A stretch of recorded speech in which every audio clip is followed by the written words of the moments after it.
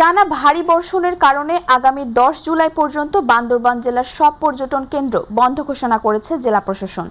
এ সময় জেলার সকল পর্যটন কেন্দ্র, ঝর্ণা, পাহাড়ি ট্রেইল, নদীপথ, দুর্গম এলাকা ও ঝুঁকিপূর্ণ স্থানে পর্যটক, ট্যুর অপারেটর সহ সর্বসাধারণের ভ্রমণ নিষিদ্ধ থাকবে। রাতে জেলা প্রশাসক মোহাম্মদ সানিউল ফেরদৌসের সই করা এক জরুরি গণবিজ্ঞপ্তিতে এ তথ্য জানানো হয়। জেলা প্রশাসন সংশ্লিষ্ট সবাইকে এ নির্দেশনা মেনে চলার পাশাপাশি আবহাওয়াজনিত পরিস্থিতিতে সর্বোচ্চ সতর্কতা অবলম্বনের আহ্বান জানিয়েছেন। একই সঙ্গে পরিস্থিতি স্বাভাবিক না হওয়া পর্যন্ত অপ্রয়োজনে ঝুঁকিপূর্ণ এলাকা ভ্রমণ থেকে বিরত থাকার অনুরোধ জানিয়েছেন সকলকে। টানা বৃষ্টির সঙ্গে অতি ভারী বর্ষণে চট্টগ্রাম নগরের নিম্নাঞ্চলে জলাবদ্ধতা দেখা দিয়েছে। আগ্রাবাদ, কাতালগঞ্জ সহ কয়েকটি এলাকায় সড়ক ও অলিগলিতে হাঁটু পানি জমে জনদুর্ভোগ বেড়েছে। কর্মজীবী মানুষ, শিক্ষার্থী ও খেটে খাওয়া শ্রমজীবীরা চলাচলে চরম ভোগান্তির মুখে পড়েছেন। শাহ আমানত আন্তর্জাতিক বিমানবন্দরের প্রবেশপথ ও পার্কিং জোনেও পানি জমার খবর পাওয়া গেছে। আবহাওয়া অধিদপ্তর জানিয়েছে, গত 24 ঘন্টায় পতেঙ্গায় 249.4 মিলিমিটার বৃষ্টিপাত রেকর্ড করা হয়েছে। স্থানীয়দের অভিযোগ, সড়কে পানি দ্রুত নামলেও পাশের গলি, দোকান ও আবাসিক এলাকার নিচতলা এখনও জলাবদ্ধতার শিকার হচ্ছে। তবে চট্টগ্রাম সিটি কর্পোরেশন ও সিডি এর কর্মীরা পানি নিষ্কাশনের কাজ করছেন। সরকারি হাসপাতালে ভর্তি রোগীদের জন্য পুষ্টিকর ও মানসম্মত খাবার এবং বিশুদ্ধ পানির ব্যবস্থা নিশ্চিত করার নির্দেশনা থাকলেও বরিশালের বাকেরগঞ্জ উপজেলার স্বাস্থ্য কমপ্লেক্সে মিলছে ভিন্ন চিত্র। রোগীদের অভিযোগ, নিম্নমানের খাবার, বিশুদ্ধ পানির সংকট এবং স্বাস্থ্যসেবার নানা অব্যবস্থাপনায় চরম দুর্ভোগে পড়তে হচ্ছে তাদের। প্রতিনিধি মিজানুর রহমানের পাঠানো তথ্য ও চিত্রে বিস্তারিত জানাচ্ছেন জুবায়ের রহমান। সরকারি হাসপাতাল মানেই সাধারণ মানুষের শেষ ভরসা, অথচ সেই হাসপাতালেই যদি রোগীরা চিকিৎসার পাশাপাশি খাবার আর নিরাপদ পানির জন্য সংগ্রাম করেন, তাহলে প্রশ্ন ওঠে স্বাস্থ্যসেবার মান নিয়ে। বরিশালের বাকেরগঞ্জ উপজেলা স্বাস্থ্য কমপ্লেক্সে ভর্তি রোগীদের অভিযোগ, সরকারি বরাদ্দ থাকলেও তারা পাচ্ছেন না মানসম্মত ও পুষ্টিকর খাবার। পরিবেশিত খাবারের মান যেমন নিম্নমানের, তেমনি পরিমাণও প্রয়োজনের তুলনায় কম। মুরগির পরিমাণটা আমরা যতটুকু পাবো আজকে ততটুকু দিয়েছে। ওরা মাছের সময় ঝামেলা করে, মুরগিটা ঠিকই দেয়। এখানে নানান রকমের সমস্যা আরও আছে, শুধু পানির সমস্যা না, পানির সমস্যাটা একটা প্রকট সমস্যা বাকেরগঞ্জ স্বাস্থ্য কমপ্লেক্সে। গতকালে খাওয়াইছি মিষ্টি কুমড়া, সবজি আর মুরগির সাথে আলু আর ডাল।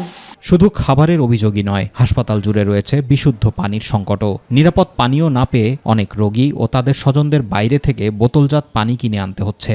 আমাদের হাসপাতাল মসজিদের ওই জায়গা থেকে পানি আনতে হয়, হাসপাতালে কোনো পানির নাই, অতটা ভালো না।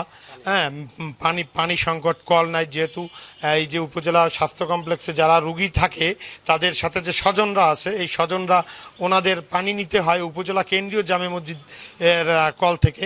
টেস্টের কোনো সামগ্রী নেই বললেই চলে, ডাক্তারদের খুঁজে পাওয়া যায় না, কারকর চড়া মেজাজ। আসলে এইভাবে চলতে থাকলে আমাদের বাকেরগঞ্জের সেবা থেকে তো এই 5 লক্ষ লোক বঞ্চিত। এদিকে ক্যামেরার সামনে বক্তব্য দিতে অস্বীকৃতি জানিয়ে ঊর্ধ্বতন কর্তৃপক্ষের অনুমতি নিয়ে পরে কথা বলবেন বলে জানালেন উপজেলা স্বাস্থ্য ও পরিবার পরিকল্পনা কর্মকর্তা। অপরদিকে তদন্ত করে এ বিষয়ে যথাযথ পদক্ষেপ নেওয়ার আশ্বাস দিলেন উপজেলা নির্বাহী কর্মকর্তা। আমি ক্ষমা চাচ্ছি, আপনারা আমার ঊর্ধ্বতন কর্তৃপক্ষের কাছ থেকে লিখিত পারমিশন নিয়ে আসবেন, আমি তারপরে বক্তব্য। খাবারের যে মানে এটা তো নির্ধারিত ঠিকাদার, ওদের মাল সাপ্লাই যারা দেয় তাদের ঠিকাদার আছে, এই বিষয়টা স্বাস্থ্য কমপ্লেক্স তারাই দেখবে। আর আমাদের উপজেলা প্রশাসনের পক্ষ থেকে আমাদের মানে সদস্য আসে, ওনাকে নিয়ে আমরা পরিদর্শন করে সেই ব্যবস্থাগুলো সদস্যের পরামর্শক্রমে পরিদর্শন করে প্রয়োজনীয় ব্যবস্থা গ্রহণ করব। জুবায়ের রহমান, মাই টিভি নিউজ। 2022 সালে পতিত জমিতে পরীক্ষামূলকভাবে শুরু করেন সৌদি আরবের উন্নত জাতের খেজুর চাষ। শুরুতে ছিল অনিশ্চয়তা, ছিল প্রতিবেশীদের অবিশ্বাসও, কিন্তু থেমে যাননি কৃষক সাইফুদ্দিন হিরো। আজোয়া, মরিয়ম, মেজজুল সহ বিভিন্ন জাতের খেজুরের চারা রোপণ করে ধৈর্য আর পরিশ্রমে গড়ে তুলেছেন সফল একটি বাগান। খেজুর বিক্রির চেয়ে বেশি লাভ হচ্ছে গাছের গোড়া থেকে বের হওয়া চারা বিক্রি করে। প্রতিটি সাকার বিক্রি হচ্ছে 15 থেকে 25 হাজার টাকায়। দেশের বিভিন্ন প্রান্ত থেকে কৃষকরা এসব চারা কিনতে আসছেন। এত কিছু করার পরেও, এত কথা শোনার পরেও আমরা এই জিনিসটা নিয়ে থেমেছিলাম না। আমরা কাজ চালিয়ে যাচ্ছি, আলহামদুলিল্লাহ। এখন আমরা সন্তুষ্ট, আমাদের গাছে অনেক ফল আসছে। সবাই মিলে অনেক পরিশ্রম করে এই পরিশ্রমের ফল আজকে কয়টা গাছে খেজুর ধরছে। তার সফলতা দেখে অবাক স্থানীয় বাসিন্দারাও, অনেকেই আগ্রহ দেখাচ্ছেন খেজুর চাষে। প্রথমে বিশ্বাস হচ্ছিল না যে আমাদের এলাকাতেও এত ভালো বিদেশি খেজুর আমরা দেখতে পারবো। মনে করেন যদি 10 লাখ টাকা খরচ করে আল্লাহ দিলে 30 লাখ টাকা বিক্রি হবে, এরকম খুব লাভবান হবে। এই কলমের গাছ বা সাকারের গাছ লাগালে 100% আল্লাহ ফল দিবেই, আর বীজের গাছ লাগালে দেখা যায় কিছুটা পুরুষ হওয়ার সম্ভাবনা বেশি থাকে। কৃষি বিভাগ বলছে, দেশের আবহাওয়ার উন্নত জাতের খেজুরের চাষ লাভজনক প্রমাণিত হলে বিদেশ থেকে খেজুর আমদানির উপর নির্ভরতা কমবে। পাশাপাশি বৈদেশিক মুদ্রা সাশ্রয়ে গুরুত্বপূর্ণ ভূমিকা রাখতে পারে এই খাত। আমরা সায়েন্টিস্টদের ইনভাইট করব যে পাবনা জেলায় সৌদির খেজুর লাভজনক উপায়ে চাষ করা সম্ভব হবে কিনা। যদি আমরা পজিটিভ ফিডব্যাক পাই, অবশ্যই এই টেকনোলজি আমরা অন্যান্য কৃষকদের মাঝে ট্রান্সফার করব এবং বিদেশি খেজুর আমদানিতে যে বৈদেশিক মুদ্রা খরচ হয় এটা যেন সরকারের লাঘব হয়, এই বিষয়টা আমরা অবশ্যই দেখব যদি এটা ফিজিবল হয়। মরুভূমির ফল এখন ফলছে বাংলার মাটিতে, যা বদলে দিতে পারে খেজুর চাষের প্রচলিত ধারণা। হাফিজা খানম জুথি, মাই টিভি। ইসলামী আন্দোলন বাংলাদেশের আমির পীর সাহেব চরমোনাই মুফতি সৈয়দ মোহাম্মদ রেজাউল করিম বলেছেন, বর্তমান সরকারের কাছে যে আশা আকাঙ্ক্ষা ছিল তা বাস্তবে দেখা যাচ্ছে না। এখনও চাঁদাবাজি দুর্নীতি বন্ধ হয়নি। সর্বত্র মাদকের সয়লাভ, দেশে মাদক মহামারী আকার ধারণ করেছে। কুষ্টিয়া জেলা শিল্পকলা একাডেমিতে ইসলামী আন্দোলন বাংলাদেশের কুষ্টিয়া জেলা শাখার দ্বিবার্ষিক সম্মেলনে প্রধান অতিথি হিসেবে যোগ দিয়ে সাংবাদিকদের তিনি এসব কথা বলেন। সম্মেলন থেকে আব্দুল্লাহ আকন্দকে সভাপতি ও জিএম তাওহিদ আনোয়ারকে সাধারণ সম্পাদক করে ইসলামী আন্দোলন বাংলাদেশের কুষ্টিয়া জেলা শাখার নতুন কমিটি ঘোষণা করা হয়। কোন দল কি চায় এটা কিন্তু নির্বাচনী ইশতেহারের ভিতরে প্রকাশ করে, কিন্তু পুরো তাদের নির্বাচনী ইশতেহারের ভিতরে কোথায় ইসলাম অনুযায়ী তারা দেশ পরিচালনা করবে এটা তারা বলে নেই।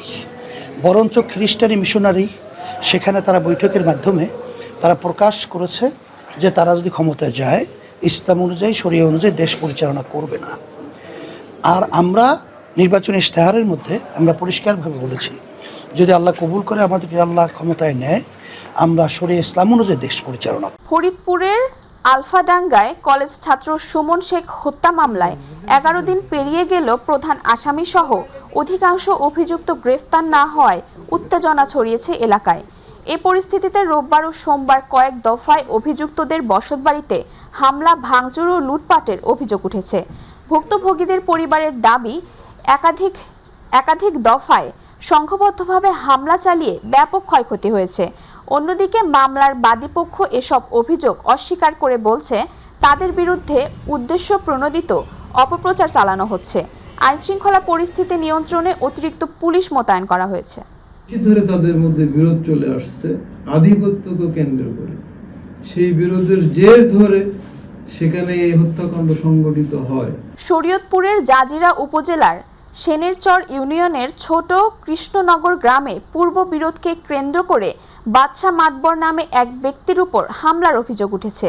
এই ঘটনায় একই গ্রামের দাবির শিকদার, তার ছেলে মামুন শিকদার ও কয়েকজনের বিরুদ্ধে জাজিরা থানায় লিখিত অভিযোগ করেছেন আহতদের ছেলে জুলহাস মাতবর। ভুক্তভোগীদের অভিযোগ, হামলাকারীরা দেশীয় অস্ত্র দিয়ে বাদশা মাতবরের উপর অতর্কিত হামলা চালায়। গুরুতর আহত অবস্থায় তাকে প্রথমে জাজিরা উপজেলা স্বাস্থ্য কমপ্লেক্সে এবং পরে ঢাকা মেডিকেল কলেজ হাসপাতালে ভর্তি করা হয়। হামলাকারীদের গ্রেফতার, দৃষ্টান্তমূলক শাস্তি এবং পরিবারের নিরাপত্তা নিশ্চিত করতে প্রশাসনের জরুরি হস্তক্ষেপ কামনা করছে ভুক্তভোগী পরিবার। সুবিধা পাড়াইছে, আর ও আগে থেকে চুরি ডাকাতি সবকিছুই করছে, কোনো কিছু বাকি রাখে না। মামুন, আমরা সেটার বিচার চাই। মেঘনা নদীর আশুগঞ্জ অংশে অবৈধ বালু উত্তোলন বন্ধের দাবিতে আশুগঞ্জ গোলচত্বর ঢাকা সিলেট মহাসড়কে আবারও মানববন্ধন করেছেন চর সোনারামপুর গ্রামের ভুক্তভোগীরা। এর আগে একই দাবিতে মহাসড়ক অবরোধের পর প্রশাসনের আশ্বাস মিললেও এখনও ড্রেজার দিয়ে বালু উত্তোলন অব্যাহত থাকায় তারা নতুন করে আন্দোলনে নামেন। মানববন্ধনে স্থানীয়রা অভিযোগ করেন, ভৈরব উপজেলার 3টি মৌজা নামে ইজারা দিয়ে বাস্তবে আশুগঞ্জের চর সোনারামপুর ও সোহাগপুর অংশে প্রতিদিন প্রায় 30টি ড্রেজার দিয়ে প্রায় 1 কোটি টাকার বালু অবৈধভাবে উত্তোলন করা হচ্ছে। এই সিন্ডিকেটের মাধ্যমে প্রতিদিন প্রায় 20 লাখ টাকা প্রভাবশালী রাজনৈতিক নেতাদের মধ্যে বণ্টন করা হচ্ছে বলেও অভিযোগ তাদের। টাঙ্গাইলের ঘাটাইল উপজেলার ধলাপাড়া বাজারে বিভিন্ন অনিয়মের দায়ে দুটি ব্যবসা প্রতিষ্ঠানকে মোট 40,000 টাকা জরিমানা করেছে জাতীয় ভোক্তা সংরক্ষণ অধিদপ্তর। জাতীয় ভোক্তা অধিকার সংরক্ষণ অধিদপ্তর টাঙ্গাইল কার্যালয়ে এ অভিযান পরিচালনা করে। অধিদপ্তরের টাঙ্গাইল কার্যালয়ের সহকারী পরিচালক আসাদুজ্জামান রোমেল জানান, পণ্যের মূল্য তালিকা প্রদর্শন না করে অবৈধ ও মানহীন প্রসাধনী বিক্রির উদ্যোগে মজুত রাখা এবং মেয়াদ উত্তীর্ণ ওষুধ বিক্রির অভিযোগে ধলাপাড়া বাজারের সামিয়া কসমেটিক্স ও সামিয়া ঔষধ ফার্মেসিকে ভোক্তা অধিকার সংরক্ষণ আইন অনুযায়ী মোট 40,000 টাকা জরিমানা করা হয়েছে। চট্টগ্রাম বেতারের প্রথম ও সর্বভারতীয় শিল্পী ওস্তাদ অমিতাভ বড়ুয়ার 19তম মৃত্যুবার্ষিকী উপলক্ষে শুভেচ্ছা উপহার বিতরণ ও অনাথ শিশুদের মাঝে প্রীতিভোজের আয়োজন করা হয়। অনুষ্ঠানে বক্তারা বলেন, প্রয়াত এই সঙ্গীত গুরুর স্মৃতি সংরক্ষণ ও মানবিক কর্মকাণ্ডের ধারাবাহিকতা বজায় রাখতে ফাউন্ডেশন নিয়মিতভাবে সমাজসেবামূলক কার্যক্রম পরিচালনা করছে। সঙ্গীত শিল্পী জনি বড়ুয়ার সার্বিক তত্ত্বাবধানে আয়োজিত অনুষ্ঠানে বক্তব্য দেন অধ্যাপক দীপঙ্কর বড়ুয়া, শিল্পী পাপিয়া বড়ুয়া ও অধ্যাপক উজ্জ্বল মুৎসিদ সহ অনেকে। এর আগে মহামণি বিহারের ওস্তাদ অমিতাভ বড়ুয়ার স্মৃতির প্রতি শ্রদ্ধা জানিয়ে পুষ্পার্ঘ্য অর্পণ করা হয়।